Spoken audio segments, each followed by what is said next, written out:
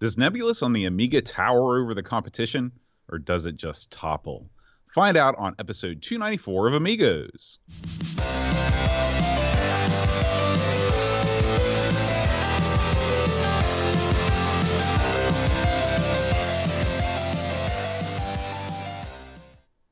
Hi, everybody. Welcome to Amigos. I'm John. And I'm Aaron. And today, Aaron, we're going to be talking about Nebulus. Now, Aaron, this week, instead of our normal, hilarious, witty banter, we're going to be talking about episode 300. Episode 300 is coming up very, very soon. It's only 6 weeks away. Can you believe we're at episode 300 almost, Aaron? I find that impossible. I can't tell you how much. It's a remarkable achievement. And we want to celebrate with everybody by doing a little drawing, okay? A little drawing, a little giveaway, if you will. I have before me a bag full of these Amigos retro gaming keychains, all right? Very nice. And we are going to hold a drawing on episode 300 and give some of these bad boys away. So how are we going to determine who gets them? Well, all you have to do is get on the old Twitter. That's right, Twitter. And tweet what you want us to do on episode 300. Maybe you want us to close down the show for good. Whatever you think would be a good idea, a good segment, because it's going to be a special show. There are going to be some things that we're going to release in the coming weeks that are going to, some more insights will be given, but it's going to be a show out of the ordinary. That means we don't know. One only reaches episode 300 every so often. I'm not sure exactly how often you get to episode 300, but one time. Okay. But anyway, all you have to do is tweet what we should do on episode 300 and use the hashtag Amigos Podcast. That's how we will find these. So again, hashtag Amigos Podcast. Tell us what you want us to do on episode 300, and we will pick as many of these things as I have. I'm not sure how many are in this bag, but we will give as many away totally free of charge, including free shipping anywhere in the world. Amigos retro gaming keychains. Very good, Bud. Now, Aaron, we also reached another milestone just today or yesterday, 4,000 subscribers on the old YouTube channel. So we want to thank all of you that listen to the show on YouTube, that watch all the videos that we put up there, whether it's other people's streams or this show or our Sinclair or whatever. So yeah, thank you guys so much. 4,000 is a lot. It's a lot of people. What do you think about that, Bo? It's been we've sort of taken a slowly but surely grind. We didn't really necessarily concentrate on YouTube. Well, we didn't concentrate on it at all early on. Yeah, I'm not really sure what we were concentrating on at the beginning, but clearly after listening to some of those old shows, me either. But we've had actually the past year has been our quickest year up 1,000. You know, so we usually come out around July, August when we hit that next 1,000. So it's, hey, we're rocking and rolling. It's I think part of the success is getting our buddies involved, and I think part of it's just that. I don't know what the rest of it is. Do you have a thought on that? 4,000? That's not bad for a little show like ours. It's not bad at all, and I think that there's people come to the channel for different things. Some people like to watch the video versions of the podcast. Some people like to check up with their favorite streamers like Flack or Frodo NL, and some people just like to watch the wacky occasional things that we do, like the Odyssey 2 board game show that we did and stuff like that. One of my favorites. So, I'm not gonna lie, I love that. I love that. And of course, one cannot undersell the fact that it's the only place online that you can watch the video version of ARG Presents. That is so they're coming for the Brent. That's where the big money. Oh yeah, my God. As Neil just said in the chat, Brent is my life coach. Oh man, I would jump off a cliff, Neil, if I were you at that point. Horrible. Anyway, thanks everyone for kicking in. We appreciate you guys subscribing to us. If you haven't subscribed, get in there, get us a big subscription. We'd appreciate it. Absolutely. All right, Aaron, let's get stuck into this week's Amiga news. Amiga news. All right, Aaron, the big news this week is that Revision has begun. Revision is the big demo party that's held every year. And normally this thing, I believe, is in Germany. But this year it is online, just as it was last year. And it's already going. It's going on right now. This is a place where you can see tons and tons of the hottest new demos for a bunch of different machines.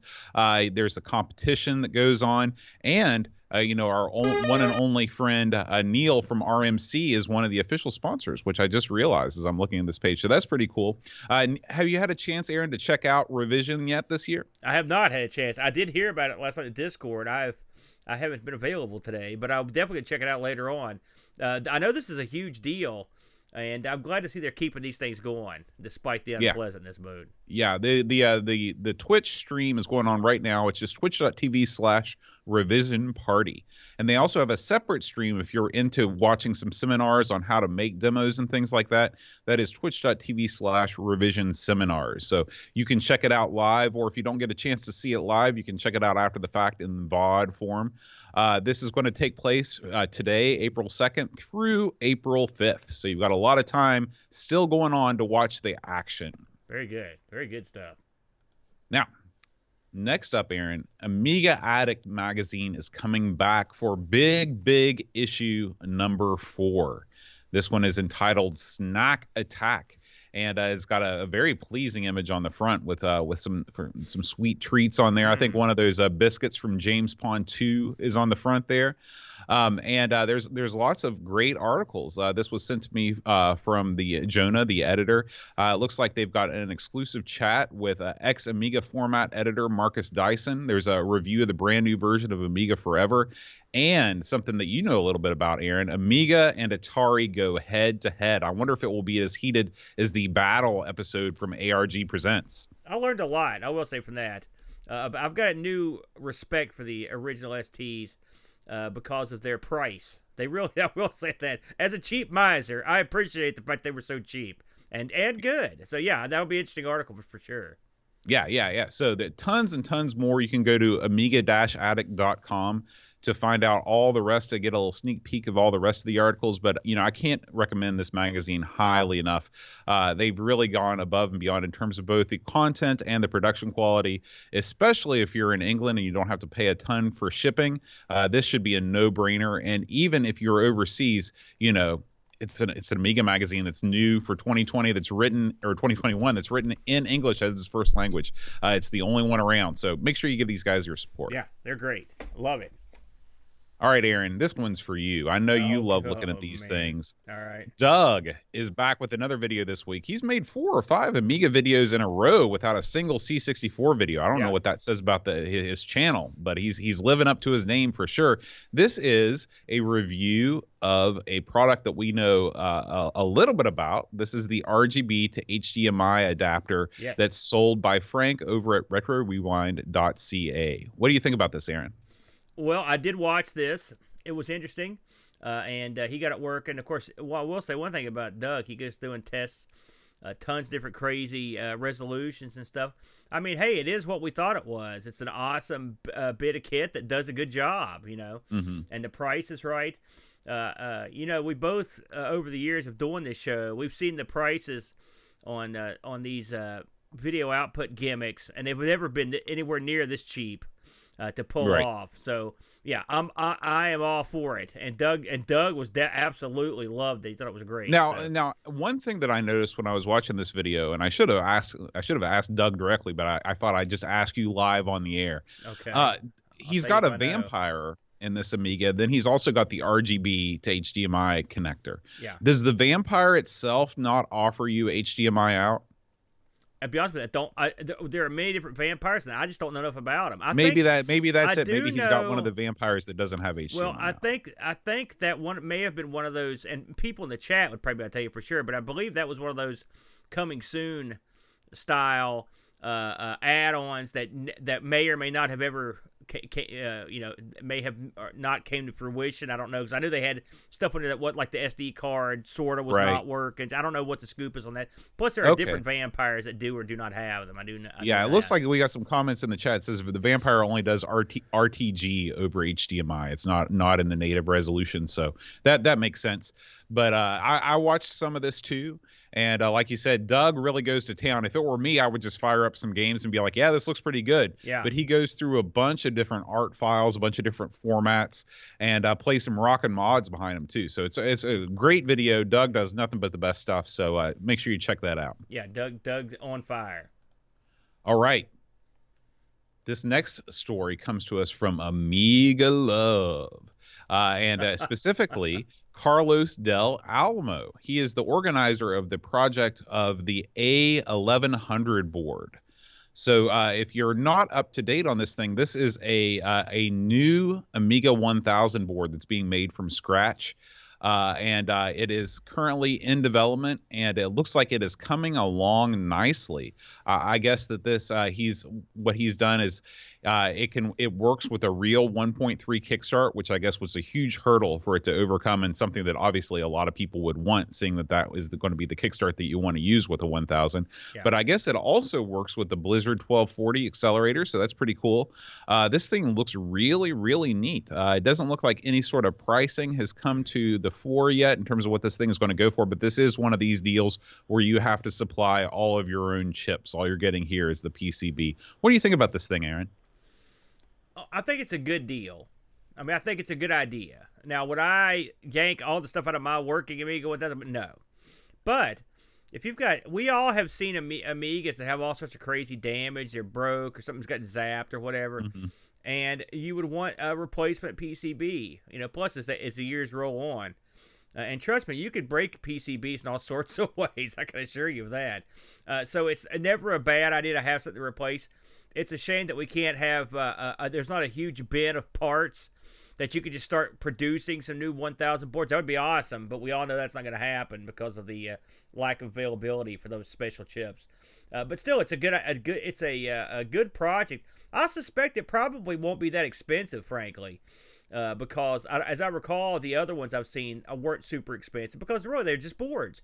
Mm-hmm. It's going to require a lot of action on your part if you buy one of these, but I think I'm glad to see someone doing it, and I don't know if they have any plans. I haven't looked into this that much, to be honest with you, so I don't know if they have any plans to put any additional functionality on these or not. They may just be straight boards. I don't know. But still, any way it goes, whether they increase the functionality or not, it's still something that we need to have just in case. And I can absolutely see picking something like this up and having it in my back pocket in case I needed it, because somewhere down the line when they're not making these anymore, might be nice to have one if you want to keep your 1000 going. Exactly. All right, Aaron, our last story of the week is we're going to head on over to RetroRewind.ca. Now, over the past couple of weeks, we've been talking about some of the new products that they have.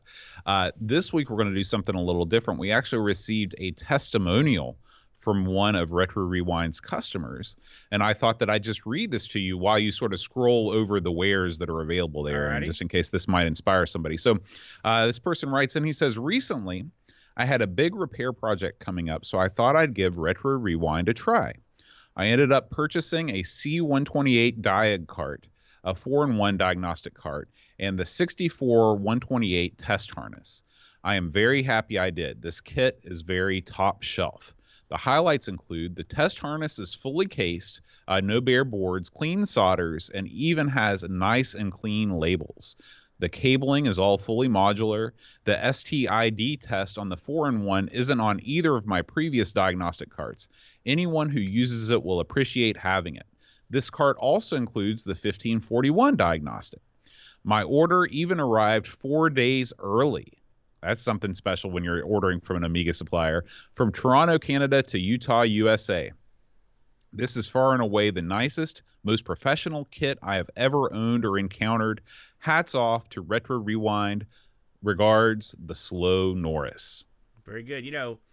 Just driving home, we had International Computer Club last week, and Frank from Retro Rewind was on there demonstrating or giving us a kind of a quick glance at a new project he's got coming out. And he knows his stuff, and he is well known in the community. And I don't think you're gonna. I think you won't have any trouble ordering from Retro Rewind. He's a real good guy, and he's doing all the stuff in house and taking care of business, Boot. Yeah, absolutely. All right, and as always, if you want to order something from Retro Rewind, before you check out, make sure you type in the promo field. Go to type in Amigos 10. We have a new promo code for April. That is Amigos 10, all caps, the number 10, and you can save 10% off any order. So make sure you use that promo code, save yourself 10%, and we appreciate and thank Retro Rewind for sponsoring Amigos. All right, Aaron, you ready to talk Nebulus? Yes, I am now. Let's do it. Okay, let's do it. So, you know, every week we ask the same question, but I've got a sneaking suspicion, Boat, that this one you've played before.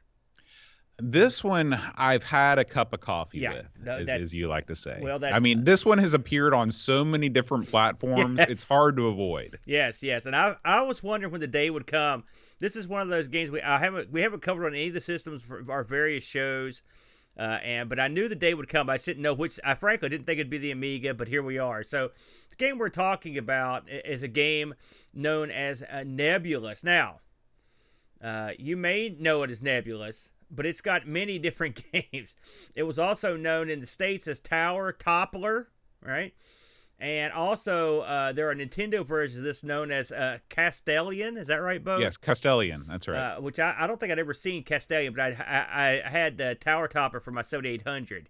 So, Nebulus, released in '88, and this was put out by Houston. Bo, we'll get into Houston a little bit deeper. I want to talk about them a little bit later on. 1 to 2 players, 1 disc. Again, released in '88. And was also had a Tower Toppler release in the States. Although I've not seen, despite the fact I've seen entries for that in a bunch of places, I've not seen any physical games of that. So I'm assuming they're rarer than the Nebulus variety. By the way, just for fun, I believe, I'm trying to remember who sent this to us, Bo, but lo and behold, bam, there it is. Oh, wow. Yeah, did you know we had this? Nebulus. I did not. And that's great. Now this case is a little jacked up, but here's this is kind of one of those smaller ones. I'm pretty sure this might be one of the things that maybe Rushier or sent this. I'm pretty sure this was sent over. I don't think I got this in the California goods. Yeah, I don't think we had any of those sort of like big cassette tape like boxes for Amiga discs. But there you've got your, of course, this would have been the, I haven't used this disc, but I'm assuming it's PAL. And then here's your instruction book for this one. And it's just one of these fold-up gimmicks that has multiple instructions on multiple languages. There you go. Probably. That's right. Yeah. So, all that said, again, this was released in '88, coded by a fellow named John M. Phillips. In fact, he's actually mentioned on the cover of this, or on the back. It actually mentions his name, Nebulus by John Phillips. And the music for this was done by John Phillips, and the graphics were done by John Phillips and Steven Robertson. I looked to see what these guys had done that we might have heard of, Boat. John Phillips, he only did one game that was released. It was called Eliminator, and Steven Robertson released a game called Cybernoid. Seems like, did we cover Eliminator at some point? The name's not familiar, but I don't remember. That does sound familiar. Sounds like a Spectrum game. By the way, a little Amiga tie-in. The music on the Game Boy version of this was done by David Whittaker. So I thought it was kind of neat. So I found that. So you mentioned that this got a lot of ports. Well, you ain't kidding. I'm just going to go over some of these because there's so many. The Acorn Archimedes, the Amstrad family, the ST, the C64, of course. The Enterprise got it. The Game Boy, the NES, Famicom, DOS, the ZX, of course, and also this got released on Palm Pilots, if you could believe that. Wow! And I looked at the Palm Pilot version, and it looks very similar. To be honest with you, there's not a ton of difference on it. This got a Tandy / IBM PC Junior 16-color graphics release, which I never saw because I had a Tandy. And it got multiple PC versions. It even went all the way up to basically the EGA, which is basically the Tandy graphics equivalent. So the PC had a CGA and an EGA version of this. So you had a lot of different versions of this crazy thing. Oh, I said the Palm OS version. So this would go on any of the Palms. There was a lot of Palms. So they were working on. Here's something you may or may not know, Bo. They're working on an 8-bit version of this for the Atari XE series. Yeah, I believe it actually has been released. It has. And is a prototype because I have played this on the 1200 right. XL before. I thought I had seen maybe I don't know where I would have seen it, but I thought I had seen pictures or something of the XE version. So, but I'm assuming it looks pretty similar. In fact, I want to say that it was. You said that it was never officially released. It was you never said? officially released, Yeah, according to what I they think said. that it was. I think that I've seen some art, maybe some prototype artwork, where it was going to be one of the launch titles for the XEGS and have that very unique packaging that all those games had. It makes sense because this was the 7800 release, so Right. They were already familiar with it, as so many of those games were. So, having booted this thing up and taken a look at, what were your initial impressions of this thing? My initial impressions were, it had been a while since I'd played this on the 7800, which is the other, just like you, it's the other platform I played it on. Did I give you a copy of this when you got your 7800? I don't think so. I don't think I have it. This was something that I think I just emulated. But yeah, it was impressive. The rotating tower effect is obviously the gimmick here. Yes, it is. This is what makes the game stand out. And it's just the one-trick pony. Yeah, but it's and it's just as impressive now to look at as it's always been. I mean, when you see an object that large rotate in that pseudo 3-dimensional way, yeah, I mean, it's cool. It's cool. Is. So my initial impressions were it's a nice looking game. It definitely looks very much like somebody took an 8-bit title and upgraded it to 16-bit. Slightly. In which case, they basically added a whole bunch of gradients. They made the water effect at the bottom of the tower look more realistic, and they called it a day. Don't forget the dramatic sunset or right. whatever background. Right. Yeah. They didn't go to any great lengths to make this into a 16-bit title from a graphical perspective. That said, though, this game at its core is a very simple game. There's not a whole lot going on here. And maybe they just didn't feel the need. And of course, when this was released in 1988, the software market for the Amiga hadn't really taken off yet. And I'm sure that people were just, a lot of people were just looking for something to play. So you transitioned me nicely. I just want to jump in because you mentioned something that actually dovetails in something we'll talk about, which is this Houston Consultants or Associates, the company behind this. So these guys were, of course, this is a UK company of some renown. They were founded in '80 by Andrew Houston, right? They were behind some big 8-bit titles, that we've actually touched on. Paradroid, Quasitron, Uridium were three of the big ones right there. Huge titles, yeah. And they were a big deal on the 8-bit scene. They were real popular amongst developers because it was basically like easy to deal with them, and they would work with a bunch of different people. But they've got a rep for when the 16-bit titles came around.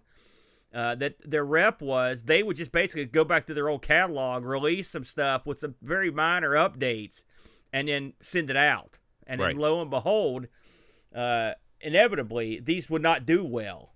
That sort of trick works for a while. Yeah. But once you get a little bit further in past the launch date, you're going to get passed up pretty quick. So the ultimate demise of Houston Technology is kind of neat when you read this. I looked this up a couple places, and what ultimately happened was as they slowly began to lose talent, they basically folded up. By the way, they were involved with Graft Gold. So I mean, they were working with some big names. We've covered a lot of their stuff. So ultimately, what happened was they went out of business. But when they went out of business in '91, they started a new company. Andrew Houston started another company you may have heard of called 21st Century Entertainment. And we know what they did. They did Pinball Dreams, right? They did Pinball Dreams, Fantasies, Illusions, Pinball Mania, Slam Tilt. So they sort of they took on a different. They really, the companies have nothing in common. I mean, really, if you look at the titles they released, but it's kind of neat that they would pick up and move on in a different direction. But yeah, what you said is true. From what I read, and I read this a couple places, including over at Hall of Light. They have a little write up on it. That basically you can't always get away with taking your 8-bit titles and shifting them over, and that's effectively what this is. One thing about this game is that the tower gimmick, I don't know what it is about this gimmick because it's very eye-catching, but apparently it also wasn't incredibly difficult to do. And I'm glad you mentioned that because this is one of the great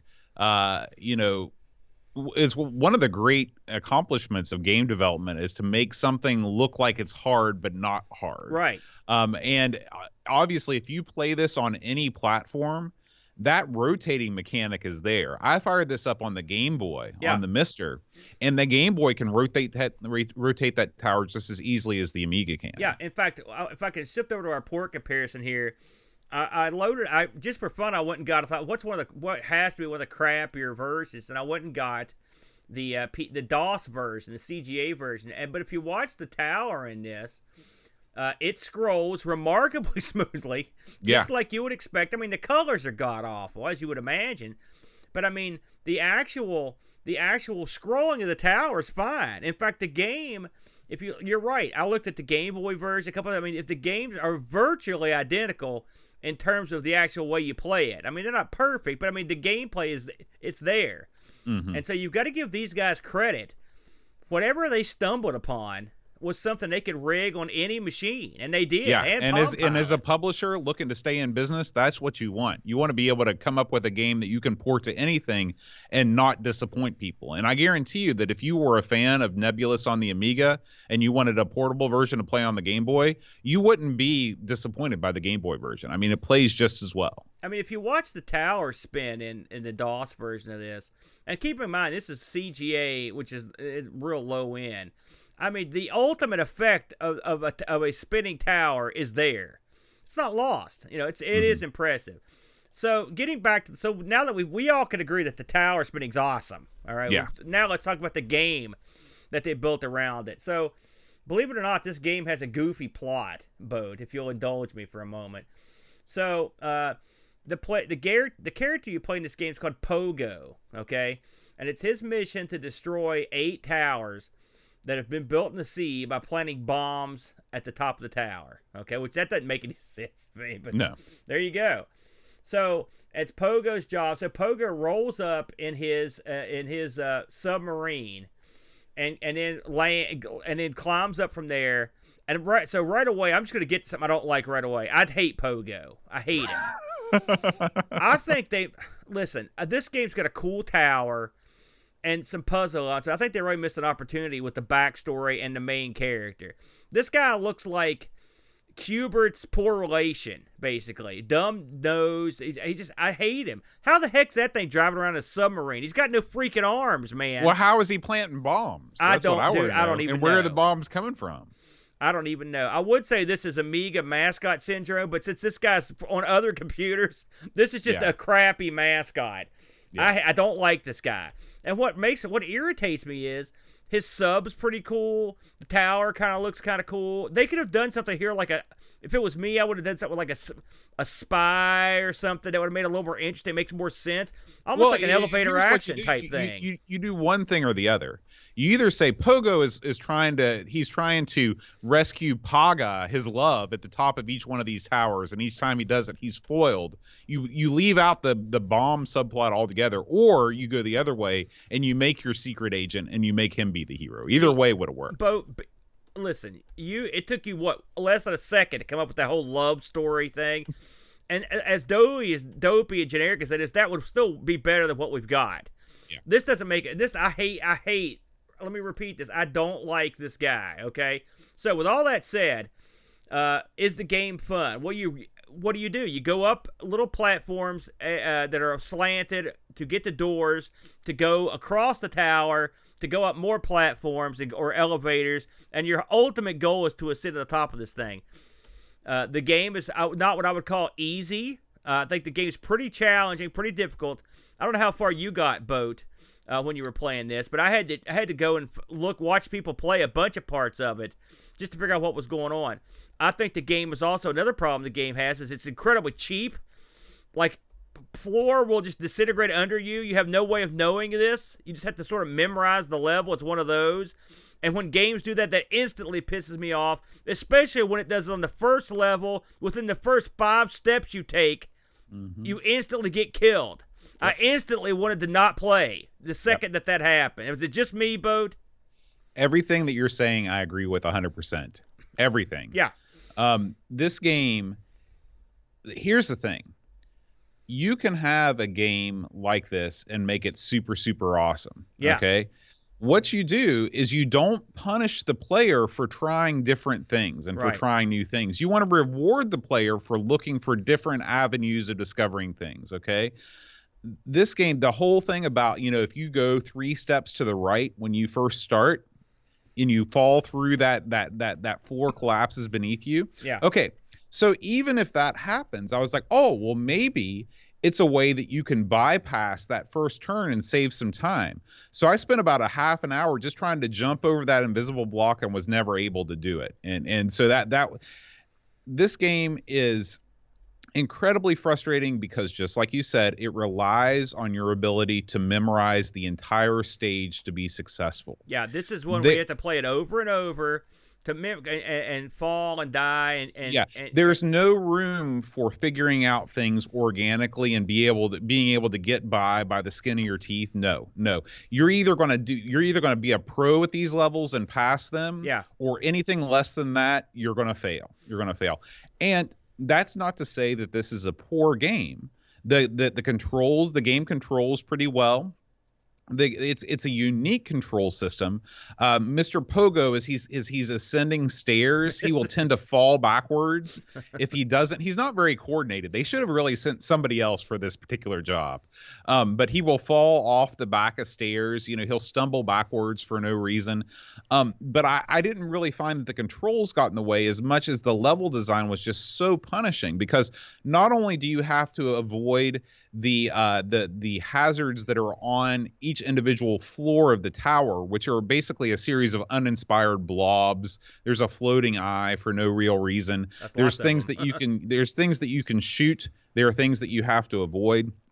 But you also have, just like the fireballs in Mario Brothers, you have these again, these sort of very abstract, this is like a circle surrounded by 4 smaller circles that goes across the length of the screen horizontally, that exist for no other reason than to just knock you off. Okay. And these things are relentless. Okay. So I can live with all of that stuff. Okay. One thing where this game does sort of give you a helping hand is that if you have gotten to at least the 2nd or 3rd floor of the tower, when you get hit, you won't die. You'll just get knocked back. Okay. And that's fine. The thing that I cannot abide in this game, in any puzzle game like this, is an overly harsh time limit. And that's exactly what this game has. Like, you can work and work and work and do everything just right and only get knocked back once or twice. It doesn't matter. They might as well have just made you die when you got knocked back, because you're not going to have enough time to finish the level. If you get knocked back more than a couple times, then you're physically not going to be able to finish the level because your time will expire before you reach the top. And that is no good. That is poor game design. I found a trainer for this early on. Okay. And so I could, after playing this 5 or 6 times, I was like, okay, so much for this time limit. I'll turn that sucker off. Yeah, but again, right. I'm trying to review the game as I know, it is. but you're right. That's what I'm saying. I agree with you. The timer sucked. Now, let's get into some of the other wackier parts. This game, like I said, it's all puzzles. Part of me respects the puzzles in this because they are different. And when I say puzzles, it's just, how do I get from here to there type puzzles.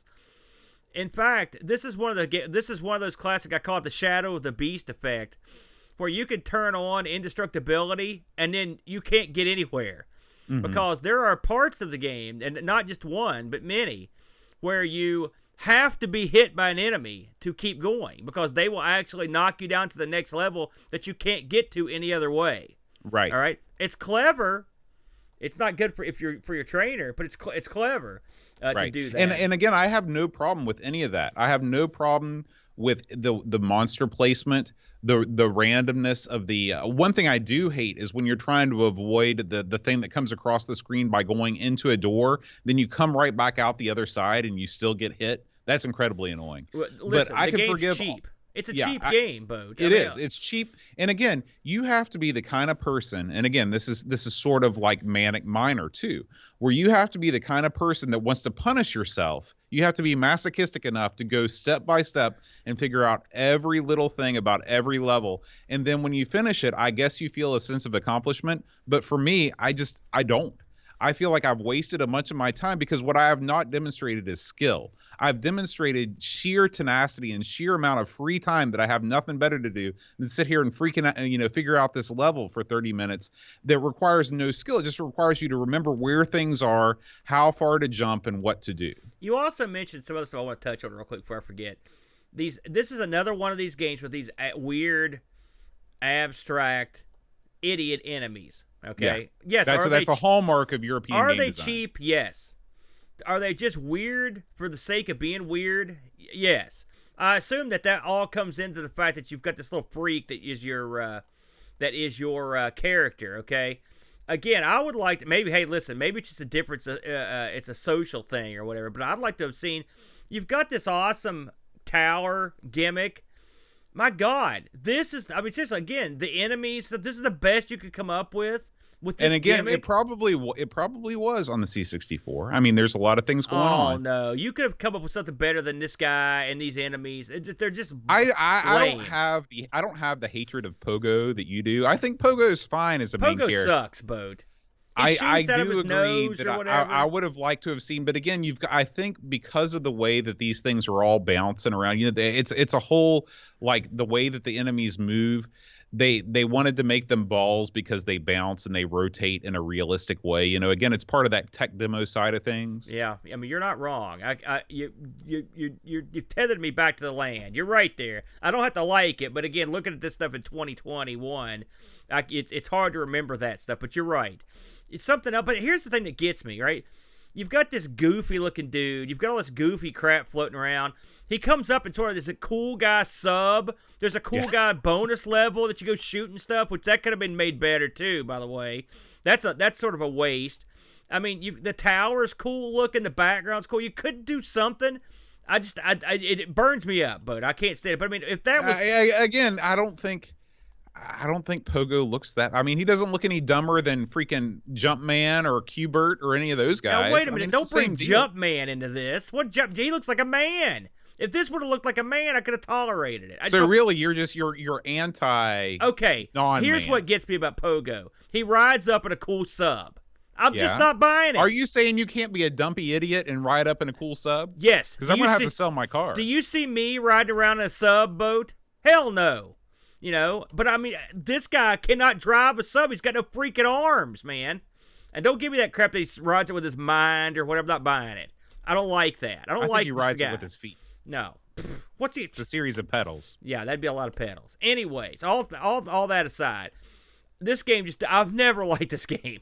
I knew it was coming. I'm gonna condemn it right now. I've never liked it. I've played it on a million different systems, and I remember the very first time I saw this. I think it was on my buddy's C64. He goes, "Check out this game I got," and he got this and he loaded it up. This is long ago when it first came out, and he spun the tower. I was just like. Mm-hmm. Holy cow, that tower's spinning. It's like 3D, man. And then I was like, what is that? He goes, that's your guy. I was like, oh, no. And then he starts playing. And even back then, I was like, oh, what the hell is this? No. And I just never liked it.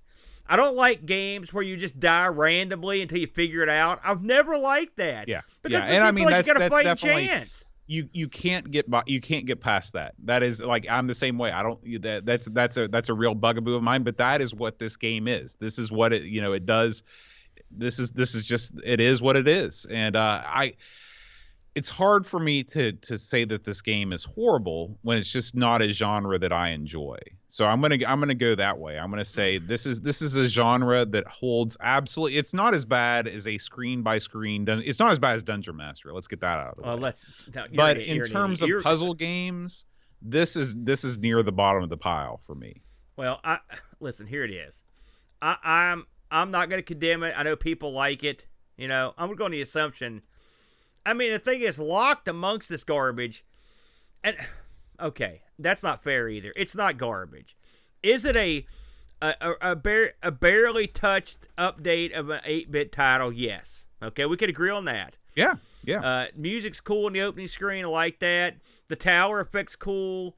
I mean, again, graphically, I think it could have done a lot more with the Amiga, but it is what it is.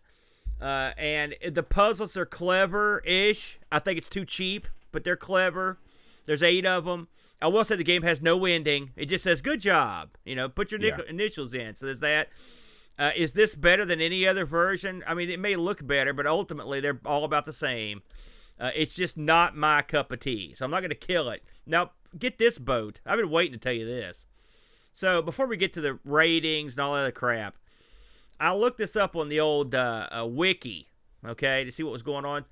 This game was voted Best Original Game of the Year at the Golden Joystick Awards, Boat. The ZX Spectrum version is number 30 in the Your Sinclair official top 100 games of all time. Of all time. The Amiga, get this, you ready? Brace yourself, hold on to something. Amiga Power rated this the 14th best game of all time. 14th best game. All right, now, you may like this game, you may hate it, you may be somewhere in the middle, but I don't think any of us are going to say that this is the 14th or 30th best game of all time. No. What do you think? I think that this is a game just like Shadow of the Beast that has a lot of flash. You can't It don't deny have that much flash. You can't deny that it's visually impressive. And for a lot of people, this was probably one of the first puzzle platformer games that they ever played. You can't deny the nostalgia factor with a game like Nebulus. I mean, this is a game that if you're a kid, you're going to be instantly impressed by the tower. You're going to think that the guy looks kind of cute and kind of cool. Pogo's like your old friend that you want to hang out with. He's not intimidating. Pogo is in the right position to where you can run up behind him and kick him like a football. I mean, just walk up and just put your foot right in his hiney and go and kick for the uprights. This is what I'd do if I'd topple this guy's tower. He'd be in the ocean. I'd be stealing this dude's sub. They need a cool guy running that sucker. All I'm saying is that for these lists, people go off their first impression almost all the time. Like, where's Shadow of the Beast on that Amiga Power list? I bet you it's in the top 50. Listen, and I guarantee you that Shadow of the Beast is not in the top 50 Amiga games we of all both time. We both have similar views on Shadow of the Beast. Okay, but Sucks. listen, no, it does not. Yes, it does. As a game, it's not a freaking tech demo that masquerades as a game that you got a T-shirt with. But I mean, this game is more of a game than Shadow of the Beast. We can go there. Yeah, but, I mean, absolutely. It don't deserves compare to be this ranked higher than Shadow of the Beast. Don't compare this graphically or audibly to Shadow of the Beast or atmosphere-wise. I mean, that's what Shadow of the Beast I would put it in that same graphical category where you have a gimmick that looks super cool. With Shadow of the Beast, it was the parallax stuff that looked awesome. In this game, it's the rotating tower. Well, but I'm saying the rotating tower. Also, we've seen Shadow of the Beast on other machines and it was horrible because they couldn't pull it off. We've seen this on every machine, calculators. Yeah, you can play this on your fridge. But people at the time didn't know that. They'd think only the Amiga makes it possible. No, dude, they knew that. This has been out in '87 on every other machine. They knew. Give me a break, Boat. Maybe they forgot. So now you're becoming the Brent. I'm not going to fight you. We don't like the game. So I'll look this up now. Lemon has 2 listings for this. The Tower Toppler listing only has the 7.36 as a score. That's all they've got. But I did find reviews on the Nebulus side of it. Ironically, Nebulus scores 7.57, so it gets 0.2 higher just because it's got a better name. Mm-hmm. So get this. Here are your reviews for this game. Now keep in mind, 14th greatest Amiga game of all time. These are the scores it received, right? 880 Gamer 1. You ever heard of that one? I haven't. 73%, okay? Amiga Computing gave it an 84. Amiga Power, they really love this game. They gave it a 5 out of 5. 5 out of 5. Commodore User gave it a 92%. The Games Machine gave it an 89. The One gave it an 88. The average score, when you add all this stuff together, was 81%. So a solid B- game. Now, let me ask you, I didn't get a chance to ask you this before. Yeah. Would you, if you were going to name this for the American market, would you have called this Nebulus or would you have called it Tower Toppler? Here's the thing, Nebulus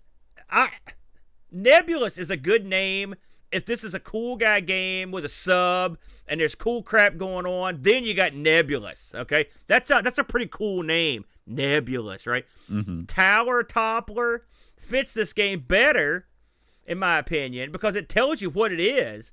Mm-hmm. But I mean, neither one of them are exactly. I guess Tower Toppler fits the game. Nebulus fits another game, like a shooter or something cooler. Because I think that's a pretty. Do you like that? This is the name? I would have called this Tower Toppler because it's first of all it's alliterative, and that's the key for selling a game. Yeah. And the second, and it tells you what you do, you know, and it's I think that's a great name. I think Nebulus, yeah, that sounds like a Psygnosis shooter to me. Absolutely. Right. Now, you know, before we go, take a look. You know, you can see the video on the screen if you're watching. Look at Pogo here. Are you telling me that's a cute character? Yeah. It's the butt end of a pig with two eyes strapped on the front, and he's green. You know, he does kind of look. He does sort of look like the cute version of one of those enemies from Gods. I will give you that. There you go. I'm not wrong. Nothing to add to that. Oh, I eBayed this. If you want a copy, this one up for sale now, $27 boxed. I wouldn't go that far. I'm sure another one will pop up. If you want the disc only, $7. Take it to the house. Now we did get some Discord reviews for this, Aaron. Oh, please let me hear what these guys have to say. Graham W. Vebke writes, "What could be better than Nebulus?" I can tell you a lot of things, but he goes on. Such an original puzzle game with a rotating tower. Timing is the key to success here, and once you figure out a level, there's a real sense of achievement. You also need to decide if you avoid, shoot, or let the enemy hit you, which makes you fall. The bonus rounds are simple shooting-type minigames, which are nice. I first played this a long time ago on the C64, and I think I prefer that version still. The colors on the Amiga are almost blinding at times, and this is an example of 16-bit development not having the restrictions of 8-bit. The sound effects are basic, but better on the Amiga, but musically, the C64 SID chip is just magic. The animation is smoother on the Amiga version. Overall, a game worth your time, but given the choice, I would play an 8-bit version. 8 out of 10. Barkbit writes, Nebulus is a game that, much like the Rick Dangerous games, you must play over and over again to learn the traps and tricks to make progress. The concept with the rotating tower is solid, and the bonus games make for a simple breather in between levels. Sound and graphics are basic but fine. My only gripe is the difficulty level, which ramps up too fast. 7 out of 10. Yeah, at the exact second you start the game, it instantly ramps up. How did Psygnosis not get involved in this? This is... Flack writes, I was a huge fan of this on the C64, and this was my first time to play it on the Amiga. The Amiga version has more colors and more advanced sound than the C64 game, but it's essentially the same game. The levels are fun and challenging, but in the end, it's all about memorization. Such a simple and fun game. I'd like to imagine the main character is Q*bert's cousin. 8 out of 10. Flack's with me. He's a cute guy. Pixels at Dawn writes, Nebulus. I find myself in a weird position with this game. It's great looking and great sounding. It's a great fun game, and I just managed to complete level 1 for the first time, even moments before writing this review. Yeah. Oh, for the first time ever, moments before writing this review. It's so hard. Even figuring out what to do isn't enough. Execution is key. It reminds me a lot of the modern game Super Meat Boy in that respect. A class act, but I would have loved an easier time at least to start with. Oh, and ditch the live system, as always. 7 out of 10. And finally, Krabs MTG writes, Aaron told me it's his favorite game. Enough said. 11 out of 10. Oh, you're killing me, Krabs. You know, I don't know if you're looking at the chat here. Their boys are in rare form here, including they wanted to call it Pugulus Tower, and my personal favorite from Edmund, Pig Frog Tower. That's exactly what he is, a pig frog. Pixels thinks Nebulus dude is a better hero design than Mario. So clearly, it is a European thing, Bode. Yeah. And so, maybe this is just a game that is, it just, we don't have the cultural mindset to appreciate. It must be that. Cowboy Bird. And that's why we have the community to tell us when we're wrong. What? Is that what they're telling us? That's what they're I don't telling think us. that's the message I'm getting. I don't think they were dead on. That's what I think they're saying. All right. Well, speaking of dead on, let's leave Nebulus, Aaron, and let's talk about what's been going on over on the Amigos Retro Gaming YouTube channel this No week. problem. I'm more than happy to go. So, we had a pretty busy week this week, Boat. For once, I'm not going to lead. We don't have a video for this, but I do want to touch on it. And because the video is coming soon, we had the third gathering at International Computer Club. We'll talk more on it when the video comes up, but I would call it a pretty big success, and everyone had a lot of fun. We had some special surprise guests pop in. What were your overall thoughts, Boat, briefly? Best night of my life. Oh, wow. Well, there you go. A ringing endorsement for Boat. So let's get on over to what's going on with me and the Brent, because I know people are they're clamoring for more the Brent coverage. Here it is. We did C64 cartridge games, Boat. Cartridge games. Now, I did not realize there were 18 kabillion cartridge games for the C64. Did you know that? I did not know that either. Like you said at the beginning of the show, you're like, could there be 10 or 20? And there's something like 8,000. Yeah. So. I thought this would be a much more difficult gimmick, to find, but it wasn't. So I played a game I actually found on one of my Atari 8-bit streams called Pathfinder. Mm-hmm. Pathfinder didn't get over with the Brent. And it didn't get over with the Boat either. Well, I liked it more on the Atari. That game was horrible. Well, it had a lot of potential, Boat, but it was, they kind of dropped the ball. I wouldn't say it was horrible, but it didn't live up to its Activision brethren. Well, I'll say that. I will say after watching Flax stream from the other night, we'll get into that. But yeah, that game was. I wish I'd played that. The Brent went out and picked himself up a game, which is awesome. Once again, this the game Brent. rules. I hate to give the Brent the credit here, but Andy Finkel made himself a heck of a game when he did Dragon's Den. It's like 4 or 5 games wrapped into one beautiful box. You fly a Pegasus, you kill dragons, you shoot, you kill freaking bugs, you avoid bats, the whole 9 yards. A heck of a game. So Brent, that's 2 in a row for the Brent. I hate him, but it was a good game. So if you're interested in checking up on the ARG Presents gang, we're there every Sunday morning at 10 a.m. Now, Aaron, I'm afraid you're going to skip by this if I don't mention it. Okay, please. I played a little SG-1000 last week, and I found a game that you need to check out. And that game, Aaron, is Dragon Wang. Dragon Wang. Oh, okay. No, you're right. I didn't see these. Now, Aaron, I'll tell you. Did you play it because of the name? What do you think, man? When you see a game like Dragon Wang, you don't pass it by on the list. I don't know. I might pass that one by. Now, the best thing about this game is that you can see your player name right above the life bar. What are you known as, Aaron? D Wang.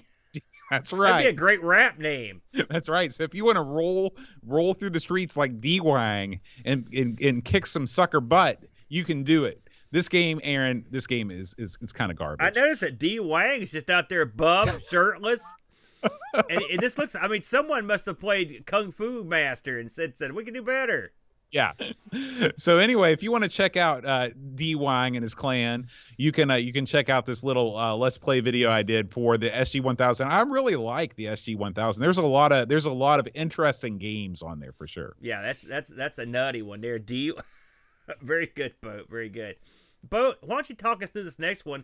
You went back and revisited Pinball Dreams. Yeah, so I finally had the chance to play some Amstrad CPC stuff on the Mister, and I couldn't let the opportunity pass without checking out Pinball Dreams. And I will tell you that it is just as impressive to play as it is to look at. This is one of the most monumental. The first time you played this on the Amstrad, Boat? It is. Yeah. It is.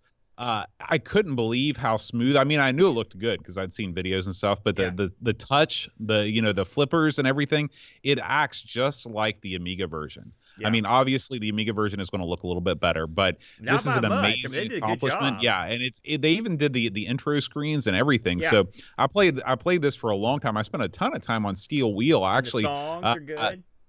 Yeah, this was a real treat for me. So if you want to check out, I play a little bit on each table. Beatbox is my least favorite table on the set, so I didn't spend a lot of time with that. But you can check out all 4 tables and see what you think. It's funny. I believe it was ARG Presents. We covered this on an Amstrad episode, so I played this, and it was very impressive. from back from something. Yeah, that and was, Dave Velociraptor mentions that wait until you see Vespertino. This is that racing game that looks sort of like the Lotus game. I cannot wait for that. That's going to be so much. That's going to be so cool.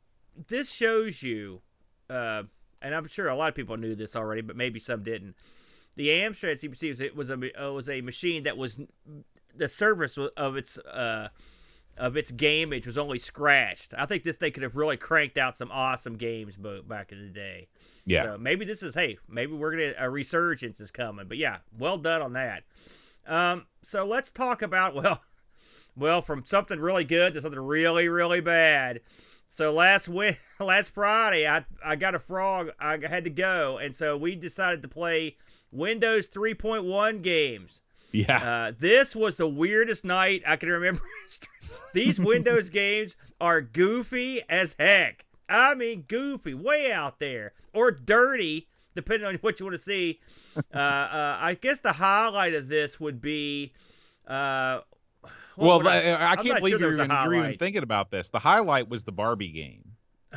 Well, that was the highlight. Yeah. That is the most clipped this channel has ever been. Everybody in the chat was clipping clips of you left and right. Well, listen, I believe it was our good friend Graham W. Vebke who demanded Barbie coverage, and I can't say no to Graham, man. And so we went in there and went to work on it, and man, I pity the little boy or girl that picked this Barbie game up. This thing sucked. I mean, for one thing, when you made changes to the decor, they went back to normal when you went back to the room. What's the freaking point? The mini game sucked. It just sucked. Although I will say I did enjoy the horse, but that's just me.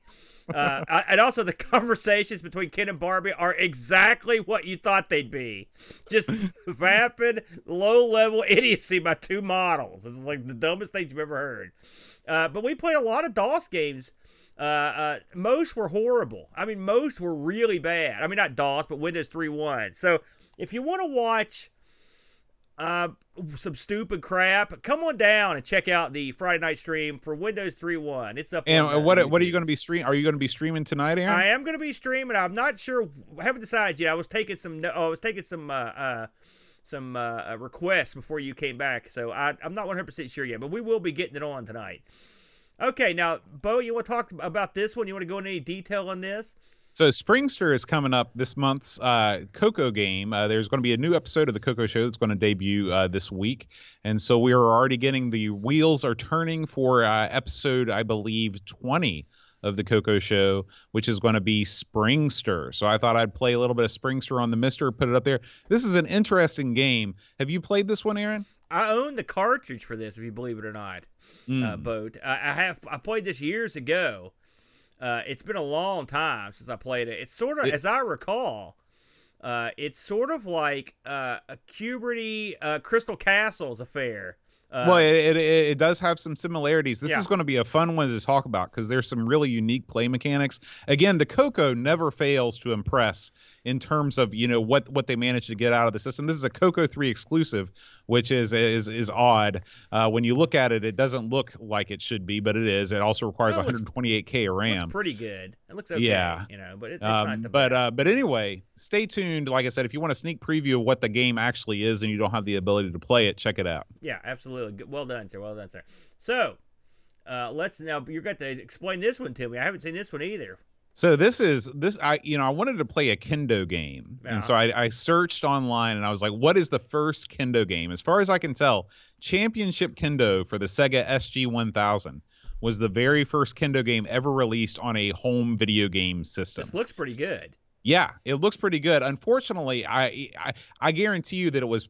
Part of it is that it doesn't play very well, and the other part of it is that I have absolutely no idea what I'm doing. As you can see, there are sort of like domino shapes on the bottom that are lighting up. I think those are the things that the coach wants you to do. Yeah. And of course, I don't know. I can't read Japanese, but it's a colorful game.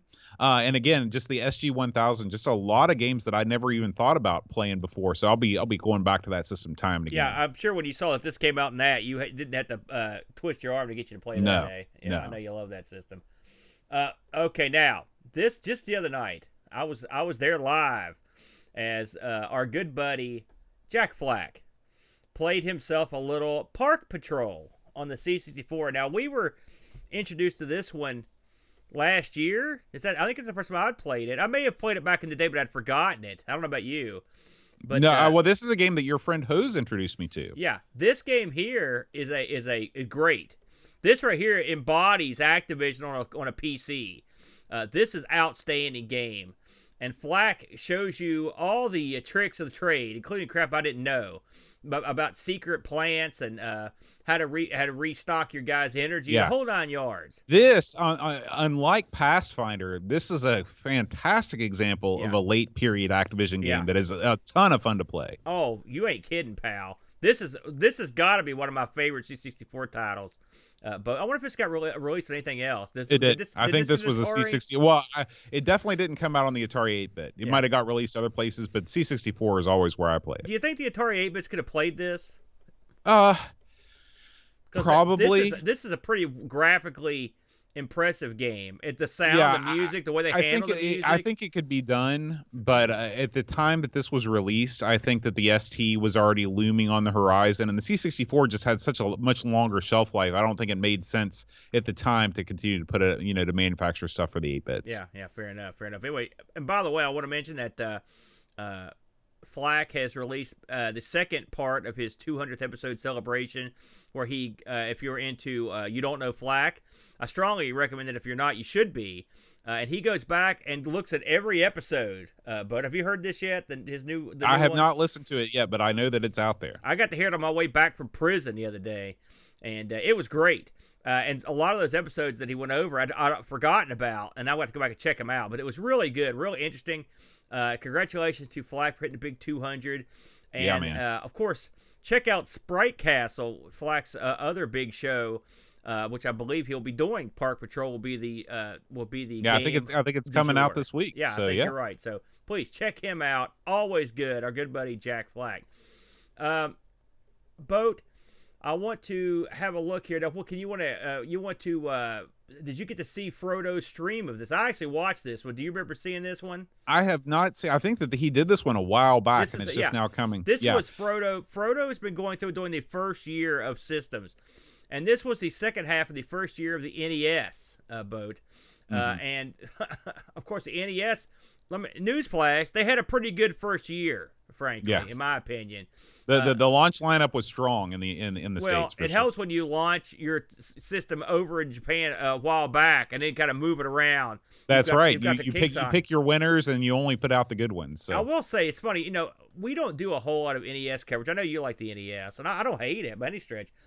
But when you look at the games on it, it's amazing. If you think about when they came out and what else was going on at the time, it's quite remarkable. Yeah, the way they look, the way they play, the sound. I mean, it really was a there's a reason. I mean, there's a reason why it became what it was, and it was because in so many cases, in so many genres, things were just happening on the next level, graphically, musically, gameplay wise. Yeah, it was quite a system. Hey, before we roll out of our YouTube stuff, I also want to do a quick pitch to our good buddies over at Pixel Gaiden. They have just released their new episode that came out. I think it came out 2 days ago, I believe, 2 or 3 days, on the 1st or the 31st. That's always a good time. Pixel Gaiden guys are real good, and they cover a lot of retro stuff, mostly retro, or as they call it, modern retro. So if you're into looking for a good, solid podcast with some real interesting fellows hosting it, I strongly recommend you check out Pixel Gaiden, Boat, which I know you do. I do. That's all we got, Boat. All right, man. Oh, do you want to talk about what you and Neil got into? So we just recorded an episode about the Atari NFT sneakers, Aaron. What do you know about NFTs, Aaron? I have no idea what they are, to be honest. Now, this episode has not gone up yet, but by the time that you hear this, fair listener, this episode will be up. It is currently getting ready to go. But we did.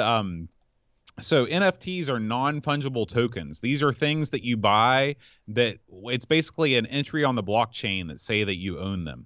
So get ready, okay? Because I'm going to tell you about a virtual sneaker. All right.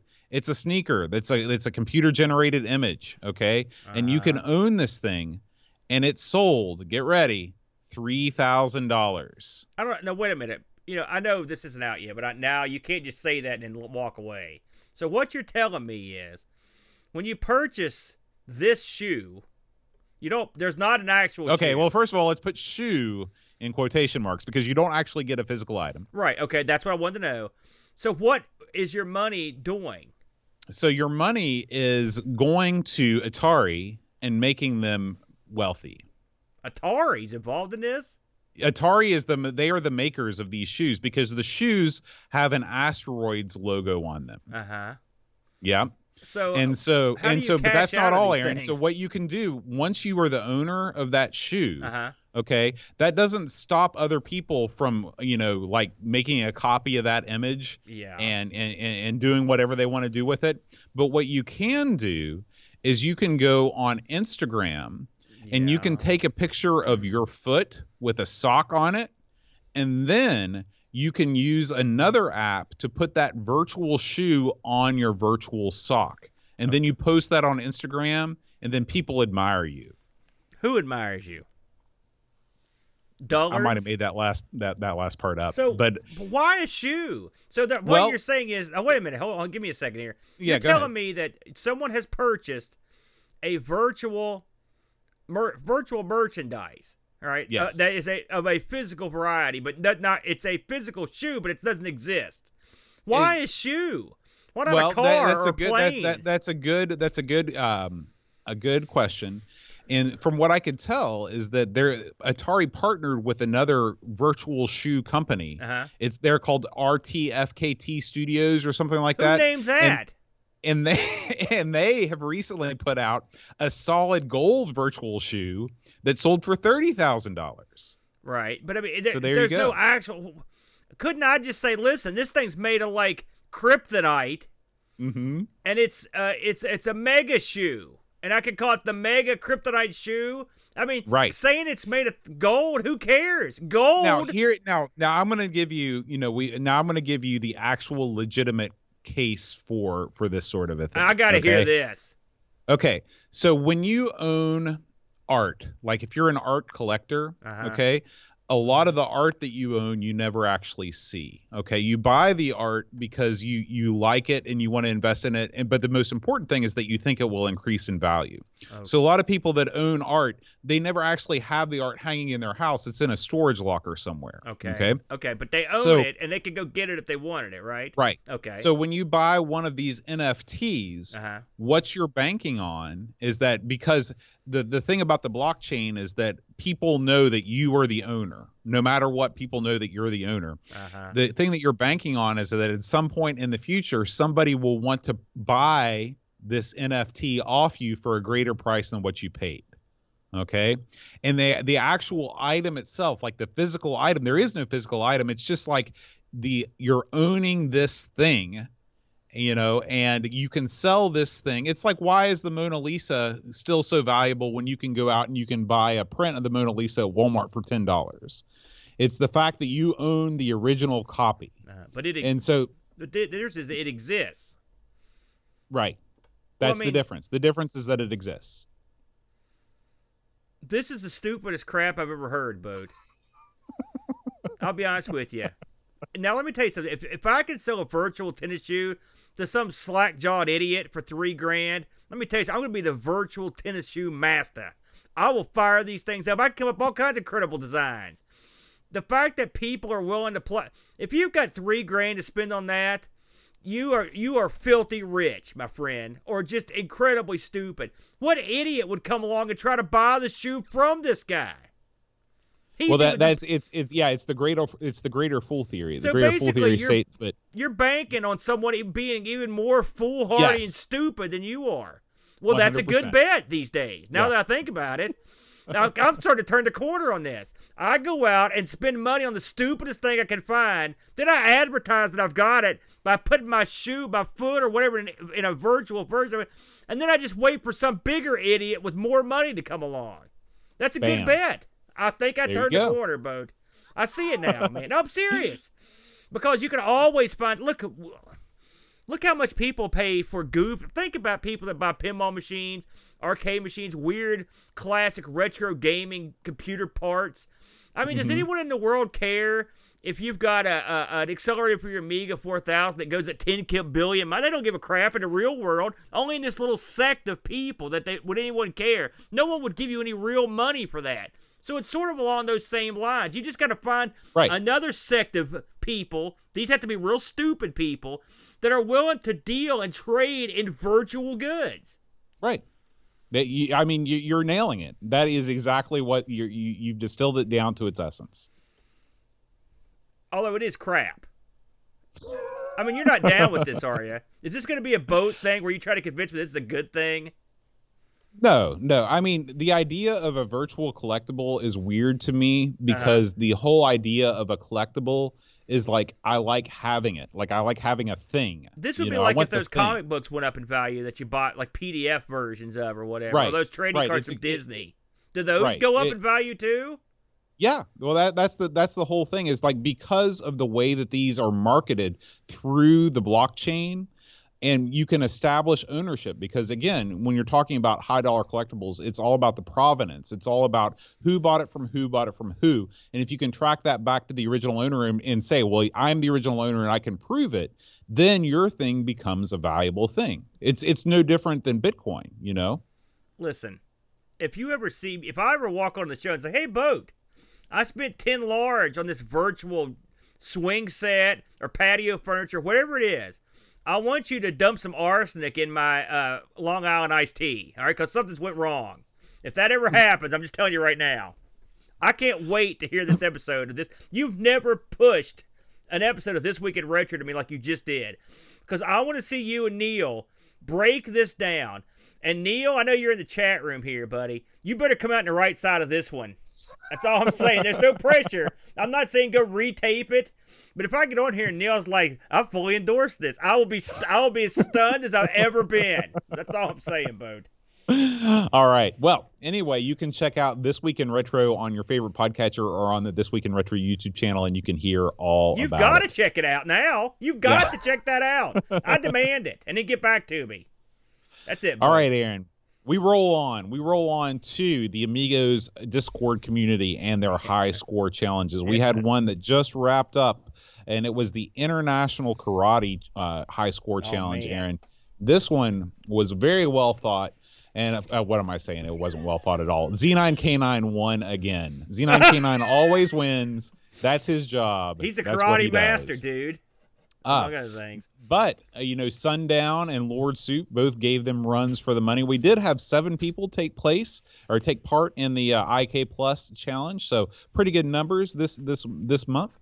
So the next game is going to be, it just launched. It is Top Hat Willie. What do you know about Top Hat Willie, Aaron? I think I'll watch his YouTube show. Oh, no, wrong guy. No, I don't know anything about I'm assuming it's a penguin of some sort. I don't know. It's got to be the name Top it, Hat Willie. That's got to be a penguin, doesn't it? There's probably a good chance it's a penguin, but I'm not gonna place all my bets on whether it's a penguin or not. And of course, the Specky High Score Challenge with R-Type still rolls on. Z9K9 at the top of the charts there, though Buck Owens right behind him. And Buck's no slouch, by the way. He's no slouch at all. So yeah, you can take part in both of those. Those are constantly rolling over on the Discord. Again, if you support our show through Patreon, patreon.com/Amigos podcast, you get access to all of the Discord server, all of the challenges, all the channels, or you can subscribe to us on Twitch. Either way. Yeah. All right, Aaron, the time has come to talk about last week's Patreon. Oh no, it's not. I take it back. We gotta talk about the Twitch people since we just got done talking about Twitch. We do record Amigos live on Twitch every Friday. This week we did a little bit early, but next week we'll be back on schedule around 5 o'clock Eastern time.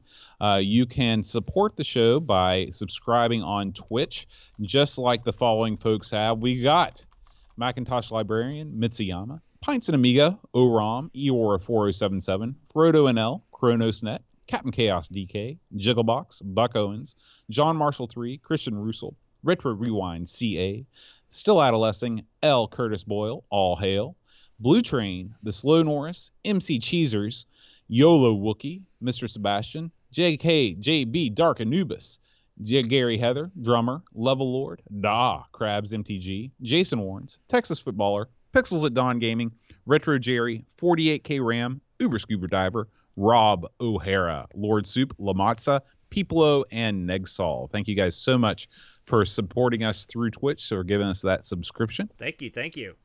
Now, Aaron, last week, we only got a couple right answers. I was surprised because I thought that this one was easier than what it was, but we only got 4. The answer last week's Patreon song challenge was "I'm Only Sleeping" by the Fab Four, by the Beatles. It was dreadful. This is kind of a deep cut, Yeah. It's definitely not a single. But L. Curtis Boyle right off the bat got it. I know he's a big Beatles guy. He had the gall to imply that John Lennon sang it better than I did, which I didn't appreciate at all. I can't believe that's true. You sang it? Mitsuyama also got it correct. Pac Billy and the Slow Norris. Congratulations, one and all, for getting that correct. You need to leave Aaron, the Beatles alone, in all honesty, but you're ruining their entire back catalog is being ruined by you. This week for the Patreon song, we have it's time for another. It's one of your favorite weeks, Aaron, because I don't sing. Yes. This is a full band, Patreon band recording. So if you know the answer, please don't put it in the chat. Instead, send it to me at john@amigospodcast.com, and I'll announce your name as a winner on next week's episode. Let's do it.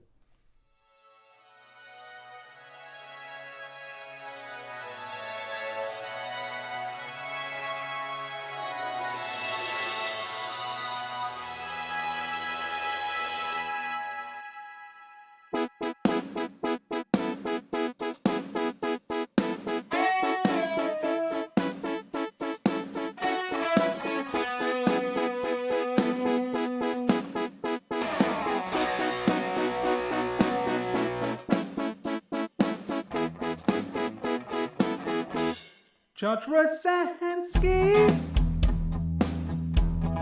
Daniel Crabtree, David C. The Amiga Show, Frank Lord, Super Family King, Crazy Loomis, William Ventusker, Bundy, Heavy Systems, and Hermsky, Mark Byland, Olive Hope,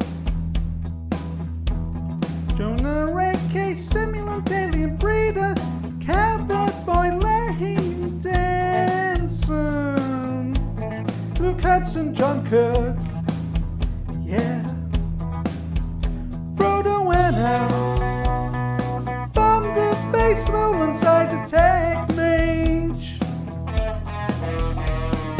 Dave Velociraptor, yeah, Jürgen, Mr. Colden, Williams, Bernard Lucas, Jerry Dennington, Lord Glove Reflection, Simon Latchcamp and Crispy, Kilobytes and Caffeine, Gary had the free lunch, Kate Fox, David Pickford, Cameron Armstrong and Jones, Lobster, Lady Tenman, Bernard Winner, Seed and Drew, Simon Rose, Joseph Harrison, Dirk Haller, Double Harrow, Larry Moore,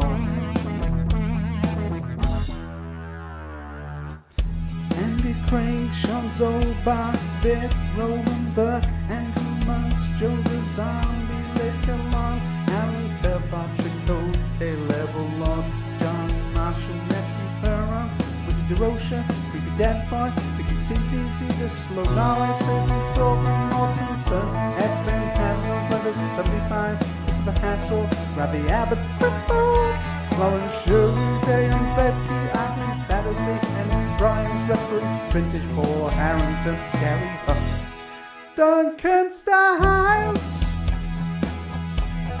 Tate from the Crypt, Josh Ned and Bradley, Jonas Rulo, THT, Eric Nelson, Kim Tommy Humberstead, hey, Daniel Banston, Brutal Barracuda,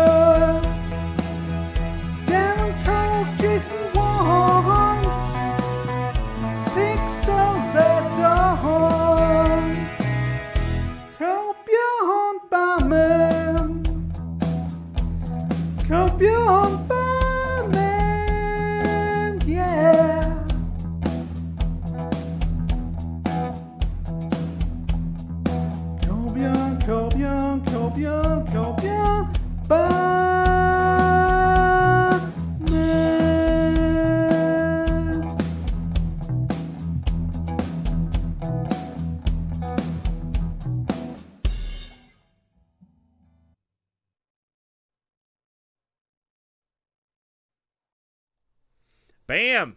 There it was. Yeah. Not bad. Well sang. Well done, boys. So good job, everybody. Yes. Again, we want to thank Reflection for playing guitar on that one. Pixels of Dawn for the vocals. We got Figgy on the keys. You had a zombie. He's the synth mastermind. Yeah. Boss Man on drums. Boss Man also did the video editing, bang up job on the video editing. And of course, I held the bass guitar. You look dazed and like drugged during your set, just like a true bassist. All right, now Aaron, next week it is Edutainment Week. It's again back. already. It's rolled around man. again. Oh no. We're going to be playing Where in Time is Carmen Sandiego. Okay. Yeah, I believe we mentioned that last. Didn't one of the guys that did the game last week work on that? I think he did. I think you're right. Yeah. I think you're right. So, and of course, we want to thank Boss Man, Paul Harrington. Not only is he a fantastic drummer and video editor, he suggested this game to the Amigos Game Selection Committee, and we want to thank the committee for voting on Nebulus. So thank you guys, one and all. Absolutely. And before we get out of here, of course, we got to thank all the fine folks that have joined us live here on the stream this evening. So, these guys, they help us out so much. Whenever we get something wrong, they're always there to set us on the right path. Yes, thank you. Pretty nice crowd tonight. We've got Pixels at Dawn as our intrepid moderator, Pixels at Dawn Gaming. Make sure you check out his streams. Oh, who was that guy you wanted me to mention, Aaron, that just came back to streaming? Digital Maniac, 3K, 4K. Anyway, he's back. I caught his stream the other night, so we're happy to see him back. He was sick. He got a car accident, all kinds of crazy stuff. So check his channel out when you get a chance. He's also a member of our Discord and a real good guy. Yeah. All right.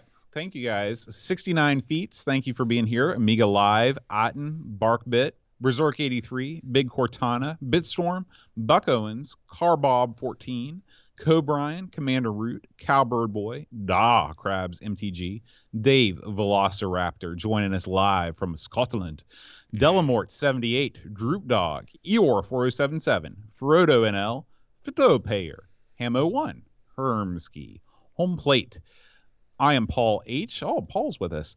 Level Lord, J.K. Dark Anubis, Kasserin, L. Curtis Boyle, all hail. Mitsuyama, Nutty Matt, Olaf Hope, Packbilly, Relish Drove, RetroRewind.ca, Ricky DeRocher, RMC Retro, Rob O'Hara, Silly Gnome 225, Super Famiking, Tom Toms, Togadoza, VNK, Violets TV, Figaro Pros, Wide World of Retro, Worlds of Rogue, and Z9K9. Thank you guys so much for hanging out with us. All right, Aaron, it's time to say goodbye. We will see you guys next week for another edition of Amigos Edutainment Edition. Until then, adios.